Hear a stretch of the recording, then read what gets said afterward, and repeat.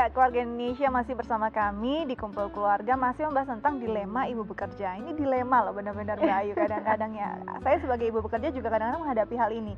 Kita bekerja dan dengan alasan pastinya alasan personal gitu ya, yang mungkin tidak perlu orang tahu. Tapi banyak juga orang masih menanyakan kenapa sih masih kerja, kasihan loh anaknya tinggal di rumah. Ini bagaimana ya seorang ibu bekerja harus menghadapi mungkin ungkapan-ungkapan semacam ini yang sebenarnya tidak nyaman gitu. Iya ya, nggak nyaman banget tentunya ya diungkapkan seperti itu gitu ya. Apalagi mungkin orang-orang yang nggak tahu-tahu amat tentang bagaimana kita kemudian menyampaikan atau memberikan judgement seperti itu. Tapi kembali lagi sebetulnya bagi setiap ibu bekerja punya hal yang bisa dia pilih untuk berfokus pada hal-hal yang hanya bisa dia kontrol. Jadi bagaimana dia mau meluangkan waktu dengan anak, kemudian bagaimana dia mau membina relasi dengan anak, mengatur waktunya, itu adalah hal-hal yang bisa dia kontrol dan berfokuslah pada itu. Serta jangan pernah berfokus terhadap hal-hal yang tidak bisa kita kontrol. Salah satunya adalah apa yang orang-orang sampaikan pada kita. Kita nggak pernah bisa, setiap kita termasuk juga ibu bekerja tidak akan pernah bisa untuk kemudian mengontrol. Melihat saya begini, kamu statementnya harus gini ya kata saya. Itu kan nggak mungkin untuk apa bisa yang dilakukan orang nggak mungkin kita atur kan. gitu Kita ya. nggak bisa mengelola dan mengatur itu.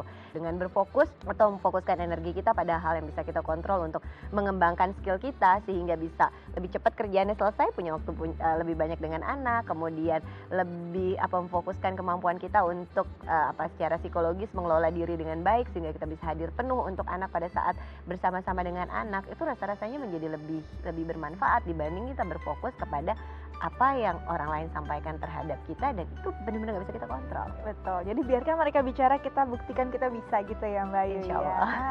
Mbak Ayu, kalau ini kan bekerja mungkin memang banyak waktu, apalagi mungkin sekarang WFH gitu, banyak ibu yang melakukan pekerjaan di rumah. Nah, bonding apa yang bisa tetap mempererat hubungan kita dengan anak? Apa sih kegiatan yang mungkin masih bisa dilakukan nih di saat kondisi mungkin ibunya juga cemas dalam kondisi pandemi, stres ataupun lelah saat bekerja di rumah?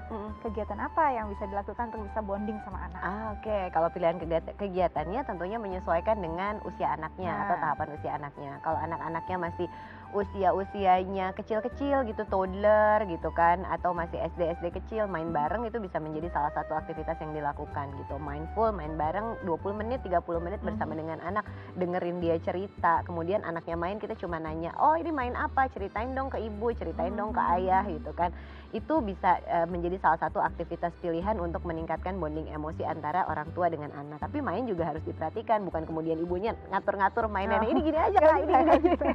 Jangan seperti itu gitu ya. Tapi lebih kita mengikuti apa yang menjadi permainannya dia gitu, mendampingi gitu. Nah, kalau ada anak-anak yang suka dibacakan cerita, dibacakan cerita. Dongeng mungkin ya Mbak Ayu ya. Benar. Kemudian untuk usia yang sudah agak besar lagi, misalnya usia SD-nya SD besar, kelas 5, kelas 6, itu kan sudah secara sosial dia sudah terpapar banyak minat-minat yang lain di luar minat di rumah. Berbicara itu kan masuknya preteen juga, apalagi udah misalnya kelas 6 mau masuk SMP gitu kan. Dia sudah punya minat tersendiri. Bisa dilakukan dengan mendengarkan minatnya dia apa gitu kan. Dia sukanya apa, kita mengikuti gitu. Kalau sudah agak lebih besar lagi ya bisa diajak untuk berdiskusi hal-hal yang lebih menyenangkan, bercerita tentang kegiatan sehari-hari gitu.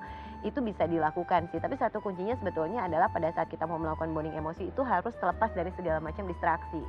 Nah, kalau misalnya emang distraksinya kerjaan, ya mau nggak mau kerjaannya disingkirkan terlebih dahulu pada saat kita kemudian berusaha untuk menjalin atau meningkatkan kelekatan emosi kita dengan anak. Dan yang paling penting lainnya adalah selain terlepas dari distraksi, ibu juga harus dalam kondisi yang secara emosi itu siap untuk melakukan bonding emosi dengan anak. Jangan dalam kondisi yang emang lagi marah, lagi kesal sama urusan kantor, terus ketemu sama anaknya. Lebih baik itu enggak gitu. Tenangkan diri dulu.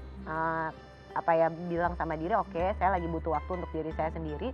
Itu wajar banget, namanya sebuah emosi gitu kan, itu harus dirilis, ya nggak apa-apa. Tapi jangan pada saat membawa kayak beban emosi yang berat, yang melelahkan, justru dibawa pada saat main sama anak kemudian dipaksakan. Kalau emang lagi nggak siap nggak apa-apa, ada pasangan, ada orang tua, mau pegang dulu orang tuanya, mau pegang dulu pasangannya, anaknya, itu nggak apa-apa banget. Jadi kita pun sebagai ibu dalam kondisi yang hadir dan secara emosi itu siap untuk kemudian melakukan interaksi dengan anak kita untuk bonding emosi yang baik gitu. Oke, jadi kita memang jadi sebagai ibu bekerja itu harus punya skala prioritas, memandang ini bukan sebagai hambatan tapi jadi tantangan yang memang kita pilih dan kita harus hadapi gitu ya Mbak Ayu. Dan tetap harus ada interaksi dengan anak, tetap harus jadi fokus kita bahwa ibu itu adalah satu peran yang sangat mulia. Jadinya kita harus melakukannya dengan hati yang bahagia. Mbak Ayu, terima kasih banyak ya sudah berbagi bersama kami di Kumpul Keluarga. Kita nanti bahas-bahas lagi cerita-cerita yang lain ya di lain waktu. Oke.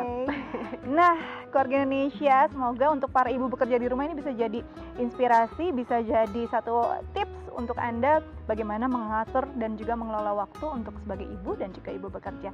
Jangan lupa untuk selalu tonton Kumpul Keluarga. Astia Dika pamit, sampai jumpa.